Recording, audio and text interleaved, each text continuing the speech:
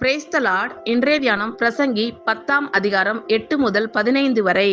படுகுழியை வெட்டுகிறவன் அதிலே விழுவான், அடைப்பை பிடுங்குகிறவனை பாம்பு கடிக்கும், கல்லுகளை பேர்க்கிறவன் அவைகளால் காயப்படுவான், மரத்தை பிளக்கிறவன் அதனால் மோசப்படுவான்.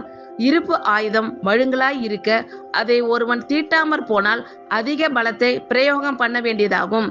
ஆகையால் ஒரு காரியத்தை செவ்வையாய் செய்வதற்கு ஞானமே பிரதானம். தடை கட்டப்படாத பாம்பு கடிக்குமே, அளப்பு வாயனும் அதற்கு ஒப்பானவன். ஞானியுடைய வாய்மொழிகள் தயை உள்ளவைகள், மூடனுடைய உதடுகளோ அவனையே விழுங்கும்.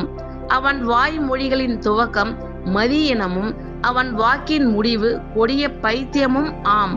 மூடன் மிகுதியாய் பேசுகிறான், நடக்கப் போகிறது இன்னதென்று மனுஷன் அறியான். தனக்கு பிற்பாடு சம்பவிக்க போகிறதை அவனுக்கு அறிவிப்பவன் யார்? ஊருக்கு போகும் வழியை மூடன் அறியாததினால் அவன் தொல்லை ஒவ்வொருவரையும் இளைக்க பண்ணும். ஆமென். Thank you Lord. கர்த்தர் உங்கள் அனைவரையும் ஆசீர்வதிப்பாராக.